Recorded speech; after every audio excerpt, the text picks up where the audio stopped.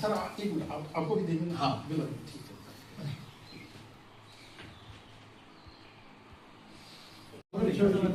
बताइए ठीक बोलो जी। ओहो तो पीछे आओ नहीं एक फोटो चाहिए।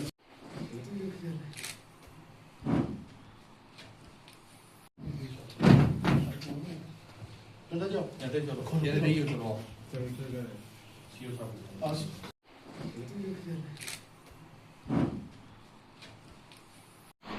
सबसे पहले मैं आपका धन्यवाद देता हूँ कि आप आज आए इधर पे।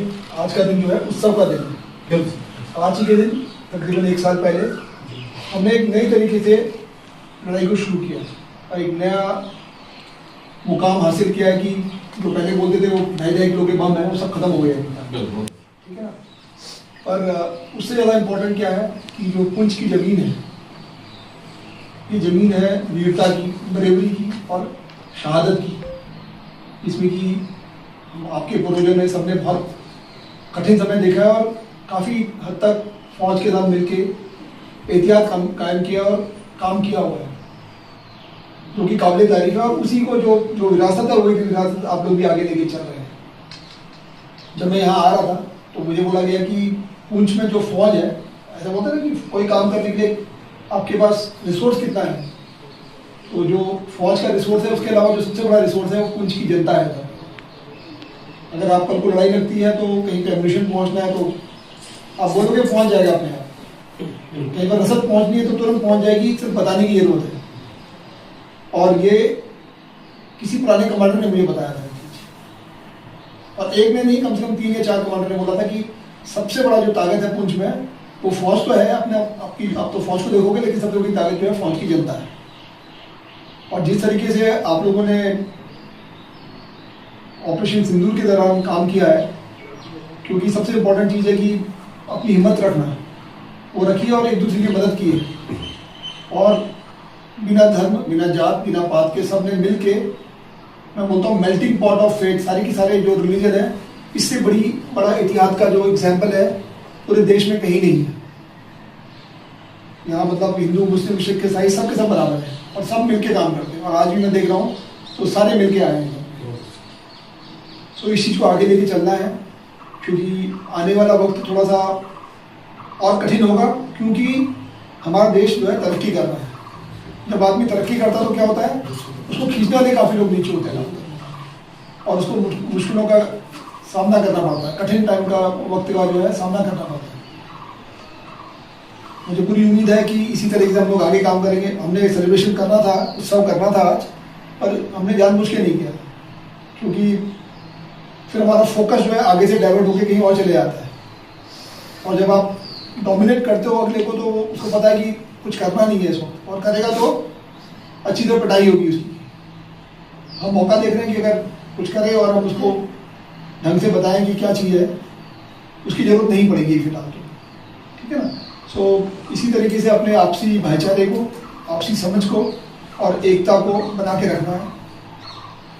फिर उसके बाद हमने कहा कि जो पार्क है उनका भी नाम होना चाहिए, पार्क का नाम भी उसने रखा गया था। तो मैं समझूंगा जिन लोगों ने पुंछ को बचाया उनको याद करना तो हमारा कर्तव्य बनता है। लेकिन ऐसी चीज़ें बनेगी तो आने जाने में, जैसे एक गवर्नमेंट ऑफ इंडिया का बहुत बड़ा डिसीजन है कि स्कूलों के नाम शहीदों के नाम पर रखा जाए, जैसे औरंगजेब के नाम पर रखा गया। अब आने वाली जनरेशन को भी पता लगेगा ये औरंगजेब कौन था। ये बहुत अच्छी सोच है जिसको हम अप्रिशिएट करते हैं। हिंदुस्तान के साथ खड़े। मेरी आपसे पर्सनल रिक्वेस्ट है सर, ये 2-3 चीजें हैं, चलो आपसे हम इसलिए कर रहे हैं कि आप इन चीजों को आगे लोकल एडमिनिस्ट्रेशन को बता सकते हैं। भाई कल को परेशानी होगी। बैंकरों का आपने बोला था सिर्फ 2 बैंकर बने, एक डीसी ऑफिस में बन गया, एक वहां पर बन गया दागोले में, तो बाकी लोगों के बैंकर बनाओगे। शहर में बैंकर लोग जगह देने के लिए तैयार है, लोगों की जगह भी बड़ी महंगी है, फिर भी देने के लिए तैयार है। अगर लोग देने के लिए तैयार है तो बैंकर बनाओ, लोग कम से कम अपनी जान बचा सके।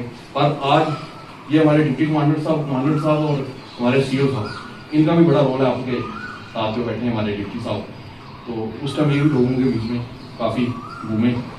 तो मैं आपका धन्यवाद करना चाहता हूँ। आज हमने आपको सम्मानित करना था, ये बातें तो ऐसे ही बीच में आ गई है ना, इसलिए आपको सम्मानित करने के लिए आए हैं कि आपका बहुत बड़ा रोल था। आपकी वजह से हमारा परिवार जो है अपने घरों में बैठा हुआ है। आपका धन्यवाद मैं आपको प्रणाम करता हूँ। जो देखा असी अपने अखा देखा है और साढ़े बच्चे ने छोटे ने। कमांडर साहब मेरा छोटा बेटा था, वो है 10-12 साल का, बड़ा बेटा है 13-14 साल का। यानी उसके अंदर भी ऐसी हिम्मत आई, मैंने आपको बोला कि मैं ऊपर ले गया रोड साइड उसको कि भाई ये आर्मी जा रही है बेटा, वो पुराना गन पॉइंट है। तो उसने भी बड़े फकर से बोला कि पापा हम देखते हैं जहाँ गन कहाँ पे चल रही है, मैं नहीं वहां पर अभी नहीं जा सकते, हम बाद में अकेले चलूंगा। क्योंकि हमारे जो बुजुर्ग थे जिन्होंने आर्मी में काम किया था, उनको पता था कि आर्मी आज हम आपके सुख की नींद सोते हैं तो हम बिल्कुल इसलिए सोते हैं कि आर्मी हमारी बॉर्डर पे भी और जहाँ पे शहर पे भी और जहाँ पे भी हिंदुस्तान के अंदर जहाँ भी हमारी आर्मी जो है वो बड़ी तन मन और धन से वो जो है देश की सेवा करने। भारत माता की जय। इंडियन आर्मी जिंदाबाद। इंडियन आर्मी जिंदाबाद। भारत माता की जय। भारत माता की जय। इंडियन आर्मी जिंदाबाद। इंडियन आर्मी जिंदाबाद। ये सोचता हूँ कि वो ब्यावे समय था जब 6 तारीख रात और 7 तारीख की सुबह थी। इतनी बड़ी गोलाबारी पुंछ के ऊपर हुई जैसे बछाड़ हो रही है। एन के गोले पड़ रहे हैं, ओले पड़ रहे हैं। पर हमारी 93 इन्फेंट्री ब्रिगेड जो पुंछ में था, हमारे यहाँ पुंछ में, इसके इर्द गिर्द हमारे 13 लोग शहीद हुए। सारे एक मेंढर में शहीद हुए और सारे डिस्ट्रिक्ट में 14 लोग शहीद हुए और पूरी स्टेट में हमारे 17 लोग शहीद हुए, जिसमें 13 लोग हमारे पुंछ में थे। पुंछ में सबसे ज़्यादा लड़ाई अगर लड़ी गई, ये पुंछ शहर में लड़ी गई। हम लोगों ने वो समय देखा हुआ था और 93 इन्फेंट्री ब्रिगेड और फौज ने हमारा देश के प्रधानमंत्री का मनोबल इनके पीछे था और हमारी लोग यहाँ पर बचे। हम यहाँ पर आए थे, ये जो हमारे कमांडर साहब, डिप्टी कमांडर साहब और सीओ साहब जितनी फौज थी, हम इनको सम्मानित करने के लिए, इनका धन्यवाद करने के लिए कि आपकी वजह से हमारे जो बाल बच्चा है, हमारे माँ बाप सब लोग ठीक हैं। मैं ये कहूँगा कि आज हमने उनसे पूरी बात की और हमारे जितने शहर के जो चुनिंदा लोग थे सब यहाँ पर आए हुए थे, हम सब उनके मिले, उनको हमने सम्मानित किया, वही ऑपरेशन सिंदूर के लिए। आज के ही दिन पिछले साल ऑपरेशन सिंदूर हुआ था, उसी सिलसिले में आज हम आर्मी के अंदर आए थे और आर्मी का हमने दिल की गहराइयों से धन्यवाद किया, क्योंकि यह बॉर्डर जो है जितना भी ऑपरेशन सिंदूर हुआ सारा हमारे पुंछ शहर के अंदर हुआ। इस ब्रिगेड के आसपास हुआ, जो हमारे 14 लोग शहीद हो गए थे पुंछ ज़िले के, ऐसे 17 लोग हुए थे, 14 हमारे पुंछ के थे। लेकिन जिस तरह से आर्मी ने डट कर वहाँ मुकाबला किया, जिस तरह से हमारे लोगों ने उस ऑपरेशन सिंदूर का मुकाबला किया, और मैं समझता हूँ कि आर्मी की वजह से हम लोग यहाँ पर अपने घरों के अंदर सुरक्षित बैठे हुए हैं। और हमारा भी फ़र्ज़ बनता था कि जो उस समय जिस तरह से आर्मी हमारे साथ खड़ी रही, हर दुख सुख में हमारे साथ खड़ी, उनका शुक्रिया अदा करने के हम यहाँ आए थे।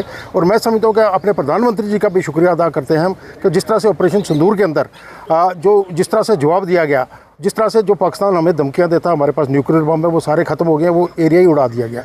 अभी जो एक जंग लगी हुई है अमेरिका, इसराइल और ईरान की, अगर आपने देखा होगा कि जिस तरह से उनके जो सिस्टम थे, इसराइल के देख लो, अमेरिका के, पूरे सिस्टम तबाह हो गए, लेकिन एक भी पाकिस्तान का ड्रोन जो हमारे हिंदुस्तान के किसी भी एक भी जगह नहीं पड़ा। और मैं समझता हूँ कि ये हमारे देश की ताकत है कि हिंदुस्तान ने जो आज तरक्की की है इस एम्युनिशन के फील्ड में, अपने मुल्क को डिफेंस के अंदर मजबूत किया, वो हमें सारा नज़र आ रहा है। इसलिए मैं समझता हूँ कि हम लोगों का हौसला भी बुलंद है। अगर ऑपरेशन पार्ट 2 होगा कभी भी, तो हम सब लोग आर्मी के साथ शाना बशाना खड़े रहेंगे।